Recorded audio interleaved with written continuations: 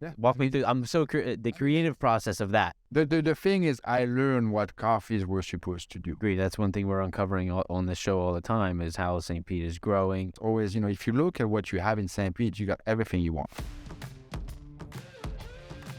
Hello, everyone, and welcome back to Talkin St. Pete. I'm your host, Ryan Bogdan.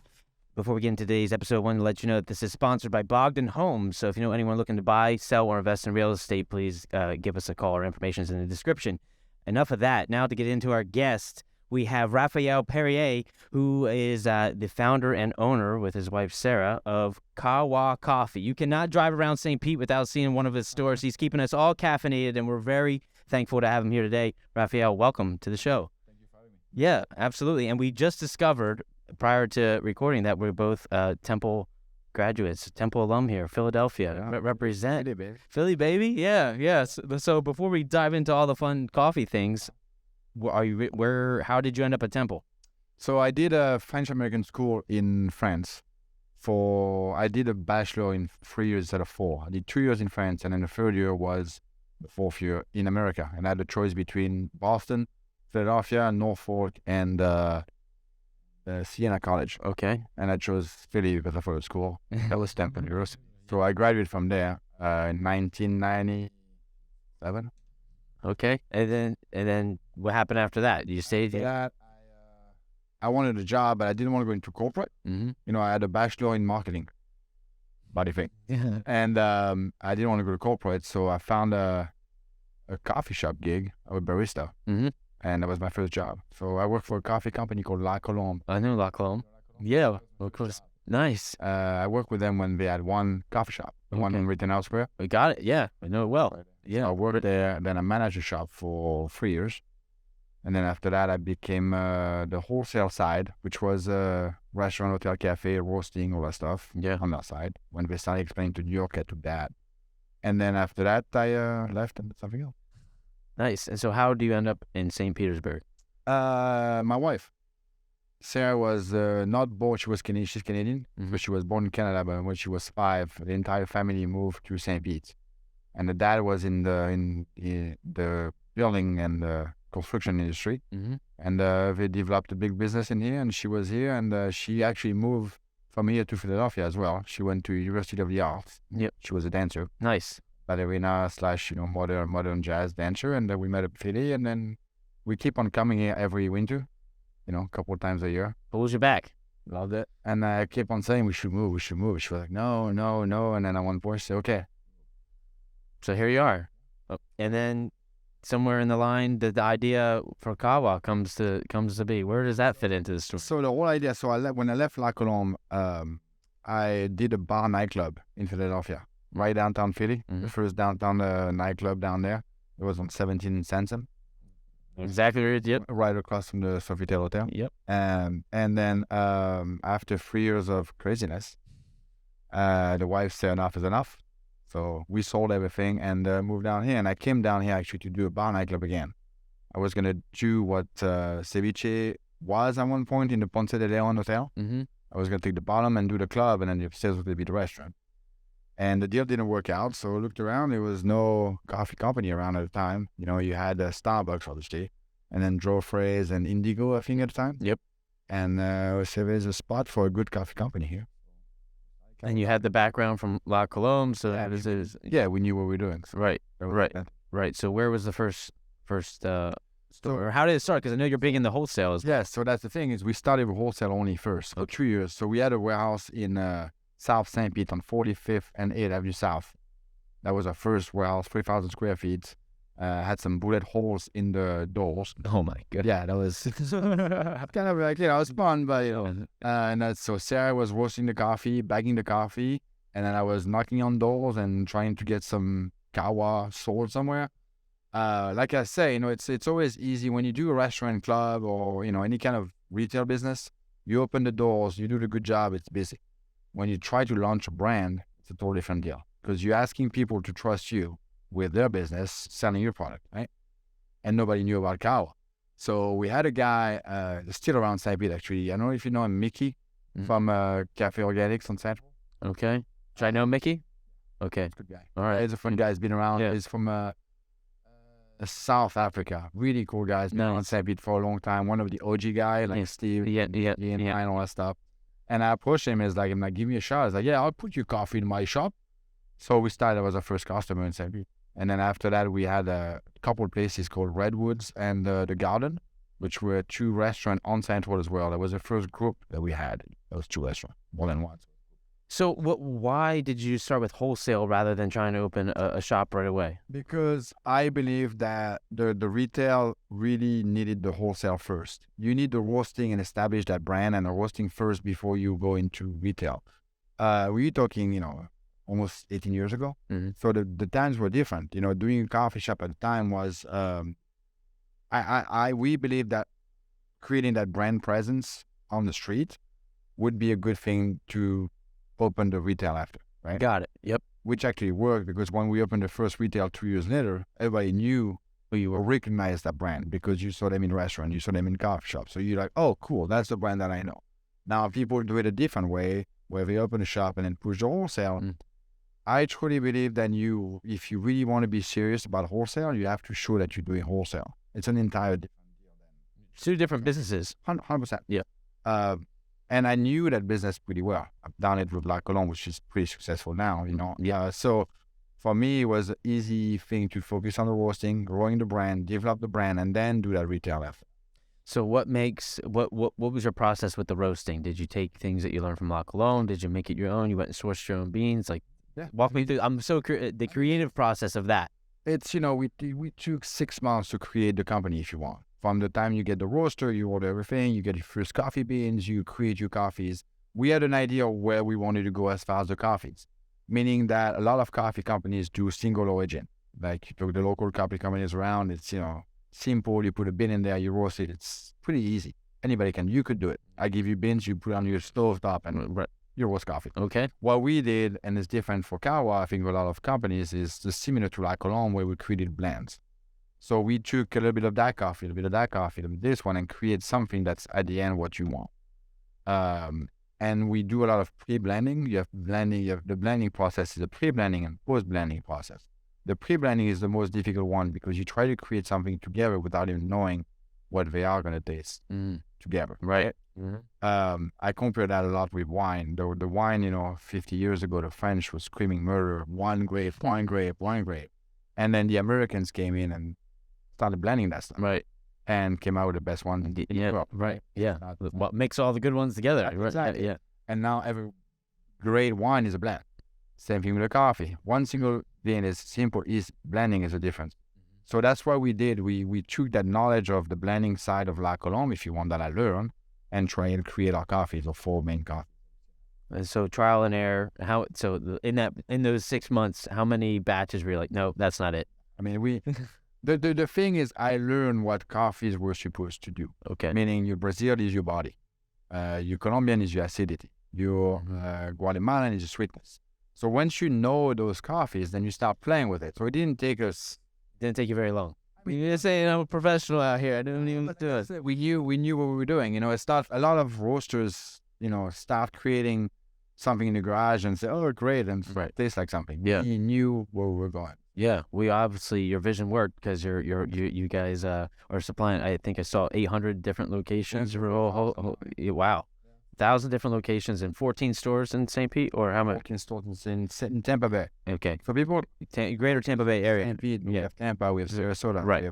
We're growing the Tampa Bay area, and then we started franchising. Awesome. That's a new model for you. Yeah. That's great. I hang out in the Second Ave South location often. That's where I have a lot of my meetings. So, sure. Yeah. With all the boys there, all the OGs. Yeah. Actually saw the mayor last week over there. Yeah? That's so cool. He used to hang out a lot there before he was mayor. Yeah, no, it's a good spot. It's easy, right downtown. I have a lot of meetings. It's a good cozy vibe in there. So you guys have done a really good job. So when you started wholesale, St. Pete was different, a lot different than it is now. And even when you opened that first store, how have you seen things transform, and has that had any effect on your strategy of opening stores? I mean, it's just funny. I was thinking about it this morning when we were driving. It's funny. It's almost like 18 years ago we had a vision of what it would be, and it's exactly what we thought it would be. It's weird, and I'm not saying that to be pretentious, but No, but there's something to that. when 18 years ago, 17 years ago, when we started a company, the New York Times came and did an article on St. Pete, and nobody really knows about it. That article is around, and I'm actually quoted at the end of the article saying, Paris is done, London is done, and St. Pete is wide open. And that was the idea 17 years ago that area was going to explode. I think COVID helped it a lot to grow where it's at now, but the vision was always, if you look at what you have in St. Pete, you got everything you want. It's gorgeous. It's beautiful. You got the sun pretty much all year, blue sky. You got everything you want, but people are nice. When I moved to St. Pete and I went to Publix for the first time, and people are bagging your groceries, and I'm like, oh yeah, it's different. so we're right there. Well, no, what's that company up there? That was. Is it ShopRite? Yeah, ShopRite. Yeah. ShopRite would be like for the thing, and carry your own groceries. You go, and then right and bagging thing. I'm looking at my wife. I'm like, does he want money? He said, no, they got the fit, no tips. Yeah, exactly. Like, no, they just send this mining. I'm like, what's wrong with these people? And so I think you have a combination in Tampa Bay in general to to have that growth, and I think people are seeing this more and more now, and I think it's just the beginning. I agree. That's one thing we're uncovering on the show all the time is how St. Pete is growing. It's thriving. More people are wanting to come here, and there's a lot of room for growth, even though people, it's changing, of course, but change is inevitable, and we have to embrace it. How have you seen, as the independent coffee shops have become more of a thing, and it's awesome that you're local, how have you seen that space change over the last 10 years or so? Right. You have your big players like Starbucks, you have the small independent mom and pops, and now you're kind of somewhere, in the middle. Yes. We used to be that mom and pop when you have one shop, two shop. It's, people love it. And then you become that in between, not the Starbucks, but the local Starbucks guy. So now it's like, oh, I know we're going to Kahwa because they're everywhere.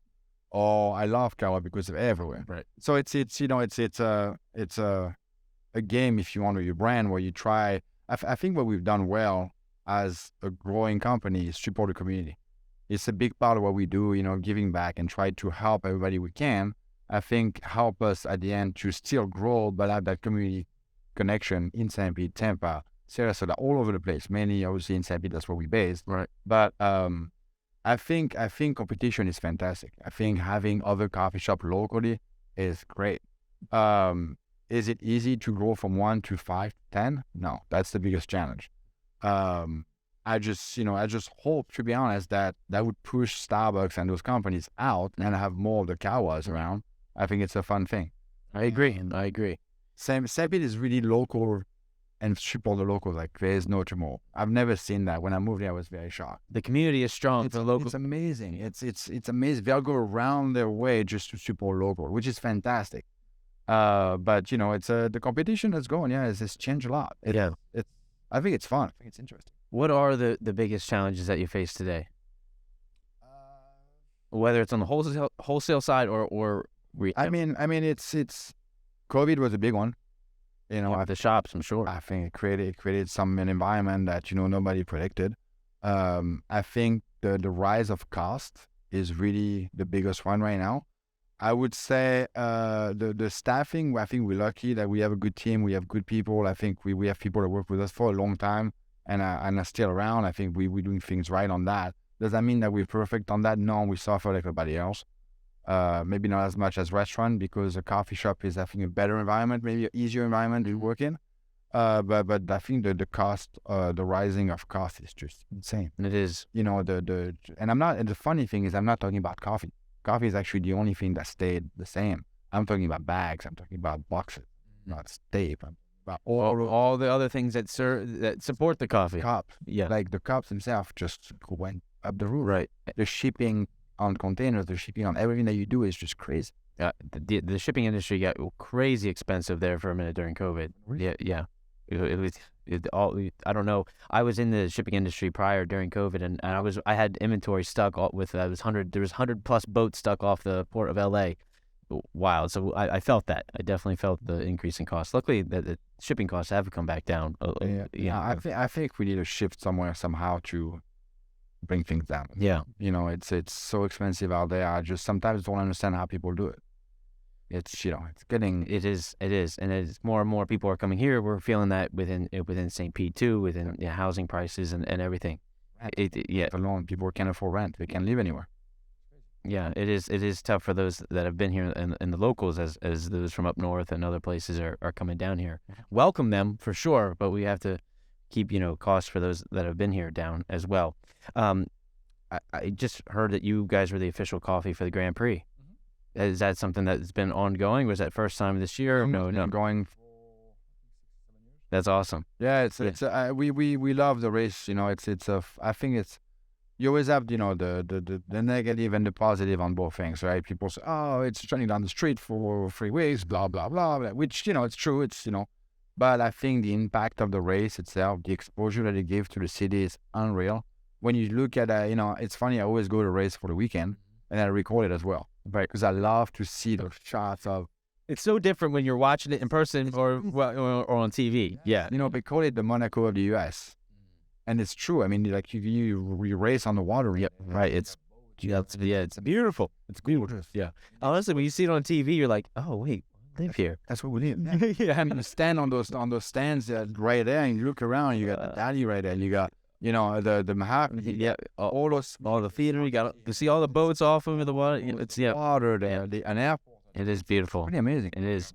It's so cool. And I think it's and then the organizer, the people who put it together, I think are a good bunch of people. They're local. They live here. They care about the community. It's not just about making money. It's not it's a fun. It's good group. So it's fun to work with. Yeah, the Grand Prix has become is a staple of the culture here of St. Pete, and so brings a lot of commerce, a lot of people into town, something to go to talk about. It's really cool, and it's cool you guys have gotten to be the coffee of the race. Yes, it's really fun. Yeah, it's a big impact on the economy. The podcast is new, but I'm hoping next year that we can get some of the racers, pit crew on prior to the race to have some exposure there with them, because we want to keep this going. And get the organizer right here. The people actually put it together, because it's pretty amazing. You get Kim Green on this. It's pretty amazing to know the logistic of putting that race together, and then it's gone in 7 days. It's crazy. It's a lot of logistics. It's crazy. Yeah. Shout out to everyone involved in helping put all that together. Yeah, definitely well appreciated. So I want to go back to the story a little bit about Kahwa, because I was reading in the bio that there was an event that happened that maybe helped put you on the map a little bit, right? With a French chef. Yes. Please, you tell that story. So we started in Kahwa. It's been maybe six months trying to sell coffee, and we have the small little places in Tempe that's working well. And then I'm like, we need something. And so I called a friend of mine who at the time was the GM for the French Laundry, which is a restaurant in California. Yeah, okay. Which was one of the best restaurants in the US. A good friend of mine, still a good friend of mine. And I'm like, I need someone. I need a name. I need something to put a stamp on the brand, right? And he's like, oh, just call that number and, go see them. I called that number. I'm like, hi, Raphael, Kahwa Coffee. He's like, yeah, I'm expecting your call. Okay. He's like, come see me whenever you can. I'm like, okay, where am I going? He's like, Orlando, Epcot. I'm like, all right, Orlando, Epcot, Chef de France. I'm like, okay. I look, I'm like, oh, Paul Bocuse restaurant. So I hang up the phone, boom, get an appointment. I go there, and it's actually Jérôme Bocuse, who's the son of Paul Bocuse. Paul Bocuse is the master of culinary, if you want, in the culinary world. Everybody. This is the guy. Yes, you're talking Daniel Boulou, you're talking Jean-Georges, you're talking Thomas Keller, you're talking, and I've seen it over the years where they just bow in front of the guy. It's just unreal. So his son runs the whole Epcot, the French pavilion there. I get there. His son is there to try the coffee. I'm like dressed up with a tie, the shoes, and I'm like, and I make a cappuccino, and like, so the cappuccino is like, all right, tell me about Kahwa, what is it? So I'm like, this is, we're from St. Pete, we roast locally, we do this, have a background, blah, blah, all that stuff. Yeah. And the guy is drinking the coffee and he's spooning at the end the cappuccino. I'm like, oh. So that's a good sign. Good sign. Yeah, those last little... I know, I'm like, we're talking. He looked at me, he's like, okay, so I like it. When are we switching? And I'm like, I don't know, 2 weeks? Gone. And that was for us a big step for the company where you do, and we still have him as a customer. Jérôme Bocuse now is a good friend of mine. We became friends. When you have someone like that's that's your customer. It puts a stamp on your brand. That's really what you want. And then I had experiences with Paul Bocuse, who's no longer with us. But when I sat down at lunches with him, where he was coming in America and tell us stories about his life, which is just unreal, unbelievable. He created like a soup that's very worldly famous for Valéry Giscard d'Estaing, was a French president, and he made that soup just for him. And there's an expression in France that you say "casse la croûte," which is break the crust. Okay. And casse la croûte came from him when the French president came to eat that soup. It's an onion soup, if you want, right? Like a very fancy soup. And the president asked him, "How do I eat this?" And he told him, "Casse la croûte," just break the crust. And casse la croûte became an expression in France. I come from there. So there's a lot of stories and things. Is it like the like breaking bread? Like same exactly same idea. Yeah. So I learned a lot. I went to his restaurant in France many times. I had a chance to, one day I was having dinner there with my wife, and he came and he's like, "Hey, come with me." Left my wife at the table, and we went in his cave, his private cave at the end, where he was the only one I had access. And I spent about 45 minutes there with a bottle of wine talking about his life.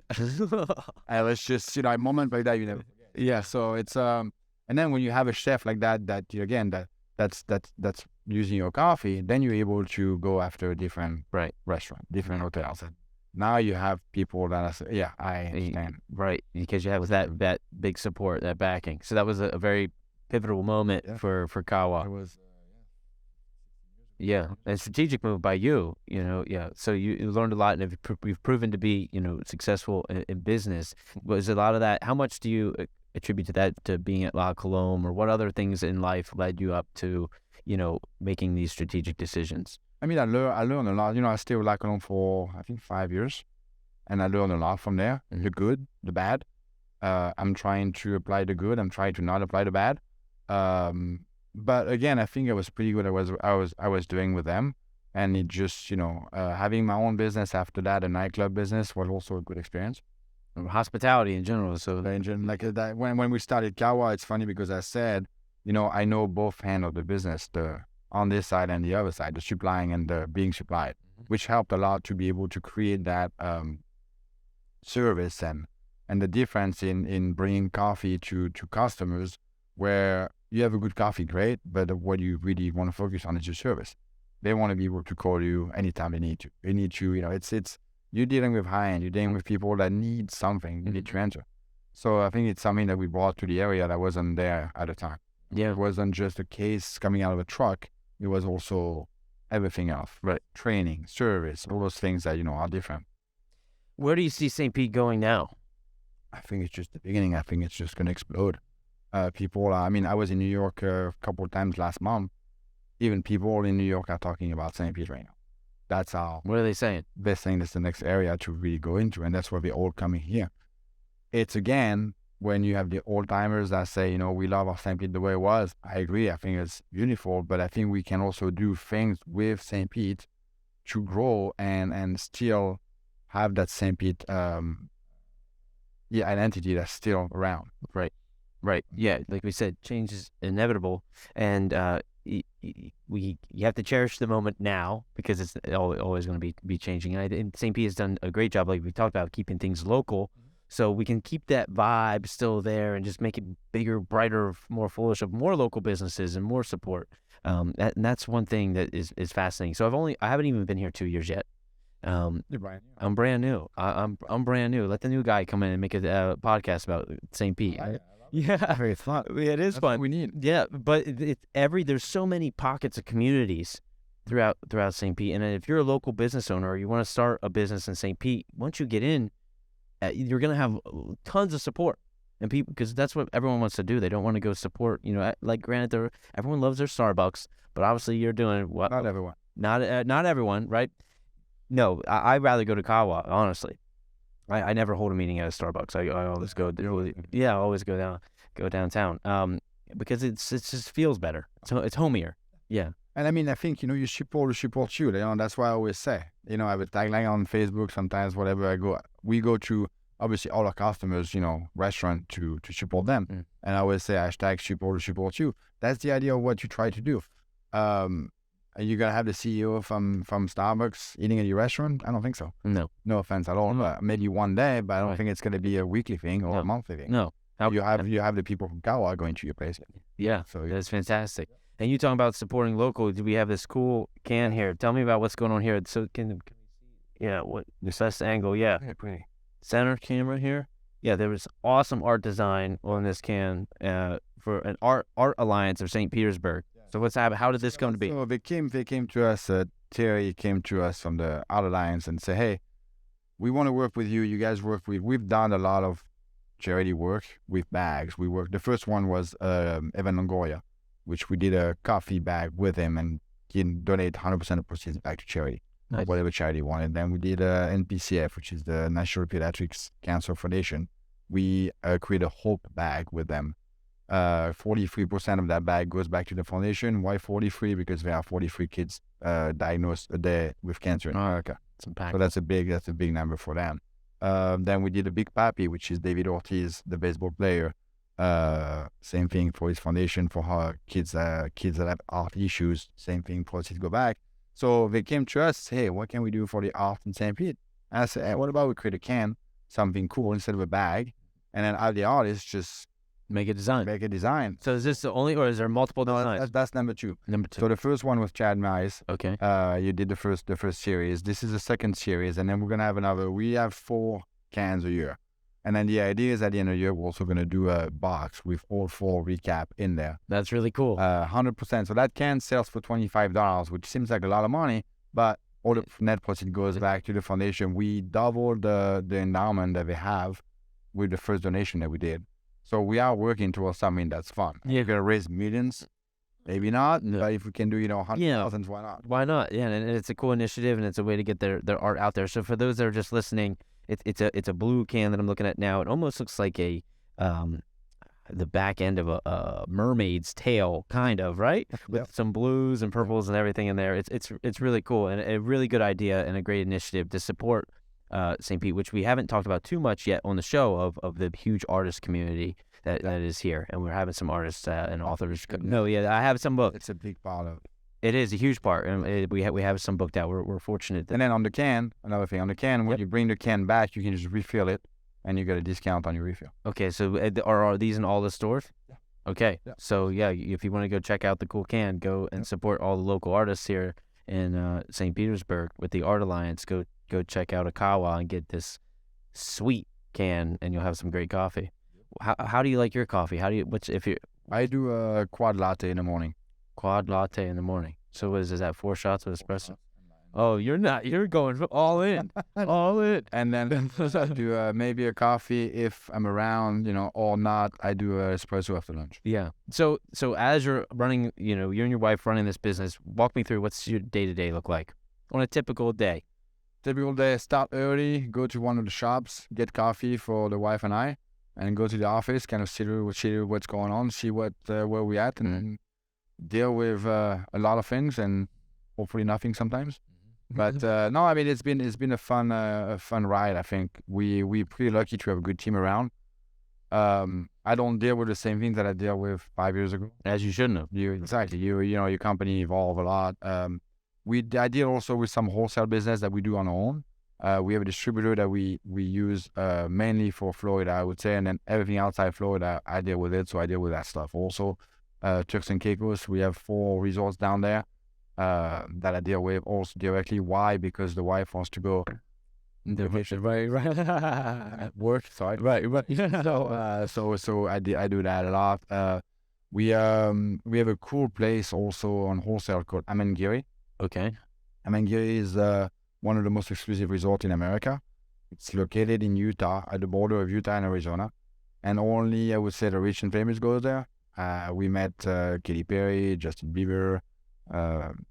So you got A-list celebs that are hanging out. Jennifer Aniston. Nice. People. Nice. Yeah, because And they're drinking your coffee? Yeah. That's cool. I know, it's fun because the funny thing is we get a lot of emails and orders from that because people love the coffee. It says on the menu, and then they just come to your website and ask, hey, can we get it? So it's a fun thing. And then I deal with all the operation of the shops. I grow the business. I deal with franchise. I do a lot of. Yeah. So what's next for Kahwa over the next 3 years? I would say franchising would be a big one. We launched 4 months ago, and we sold 6 already. Congrats. Thank you. The idea was to the first year sell 5 and stop. We already sold 6 in 4 months. So now I'm trying to see how we can open them and try to push that. I think that, the wholesale business is growing as well. Try to push that outside Florida also. And then our shops, we're opening 3 new shops right now ourselves. One on 4th Street, which is a container store. Yeah, I see it. It's cool. It's a fun concept. And then one on the South Side, across from Kokinaki. Okay. And then one in Oldsmar on Temple Road. Nice. I'm glad you brought up the container store. Who brought you that idea? We did. You did. You came. You're like, okay, we're gonna use containers and make it a store. I always thought that it'd be a cool thing. So we had that store on 38th, right, which was a very small drive-through that was really busy, and Whole Foods is coming in. And it's gonna be wild. It's gonna be pretty interesting. Yeah. You call it wild, I call it interesting. Well, the traffic there is already insane in the parking lot. I can't. They're gonna have to really figure that out. Yes. So we bought that land on 4th Street and decided, why don't we put a cool concept, and we decided the containers, why not? It's a head turner for sure. You can't miss it. I think so. And again, it's environmental friendly. It's those containers actually cross the ocean. They went you have 2 ways you can do it. You take beautiful brand new containers and put them up there, and it looks great, or you get the beat up thing that the real deal. Yeah, that people use that were unshipped, and so that's what we did. Nice. So we can't wait. I think we're gonna open in the next month or so. Okay. So it should be interesting. Yeah. Cool. Will there be like a little grand opening? Yeah. Well, I think we'll open the doors, and then a month later do like a grand opening and something fun. Okay. So keep an eye out for that, folks, for the grand opening of the container store there on 4th Street. No, that's really cool. That's really cool. Do you read at all? Here and there. Yeah. I don't know if you had any read magazines. Yes. Okay. Books. Oh, that's okay. What magazines are you reading? I was reading last night TBVW. Okay. Tampa Bay Business. Oh, got it. Yeah. Good local thing. I like to read local things. I like to read industry things. I'm reading also a couple of magazines about franchising to try to understand. Yeah, right. Yeah. It's brand new, and I have no idea what I'm That's the fun thing about being a business or entrepreneurship is people assume that right? But we're just I always say fake until you make it, right? Yeah. Keep going. That's like with starting this show. There was so many things we had to learn, and one step after. Then we're still learning every time, every day. Yeah. That's why I tell everyone that work with us. I'm like, everybody makes mistakes. Learn from it. Keep on learning. Yeah, that's what we do. That's it. Yeah, I heard a fun thing. With Elon Musk and if you look at SpaceX versus NASA, why is SpaceX more successful with their launches is because they didn't try to perfect everything. They're just, how many launches can we get going, versus NASA took their time, wanted to critique everything and did less reps. And so the more repetition, the better, right? Hence private against. Yeah. Well, that makes a big difference too, right? Yeah, it allows them to be able to do. A little bit more lunch. Learning from it. Yeah. So where do you like to eat in St. Pete? I ask everyone. Favorite? If you had to pick, you can pick 3, 4, 5. I can't pick a favorite because I don't pick. Yeah, no. Give me your top. Where do you like to go? Il Ritorno, Park Shore, brick and mortar.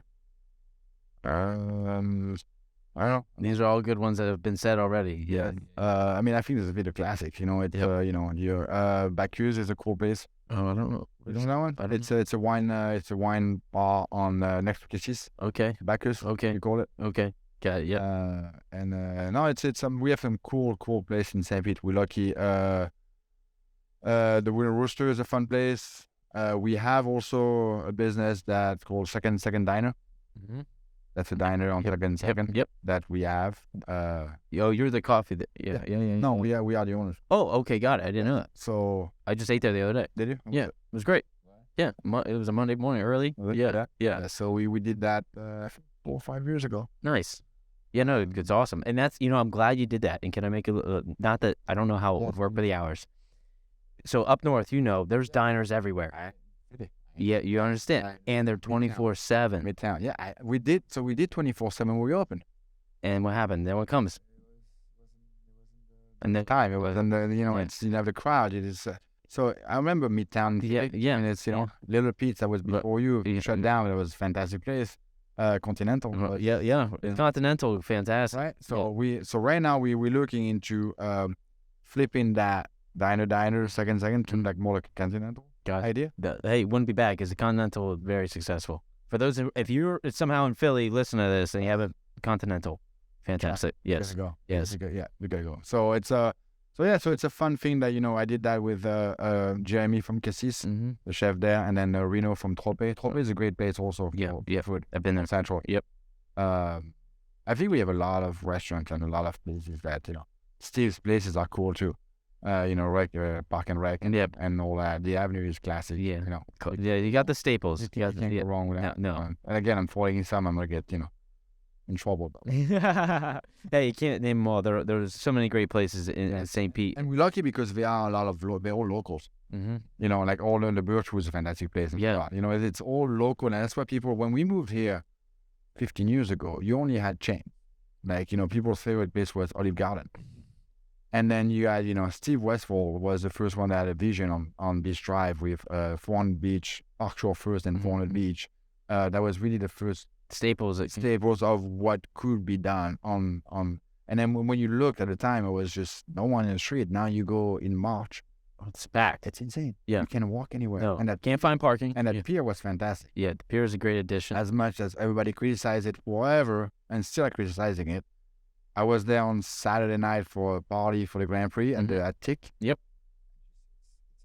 Yeah, the views up there are amazing. Yeah, it's fantastic. Yeah, no, it is really cool. I didn't know about Second and Second. That is cool. But the whole with starting this podcast, I was worried of will I be able to get enough people on? And as I unfold, right, there's like, oh no, there is tons of because there's so much local awesomeness happening here. Yeah, a lot of people have been around for a long time. Steve Westford is another one you should have on. Okay, he's a fun character. He's been around for a long time. I would love to talk to him. He's a good guy. Yeah. Awesome.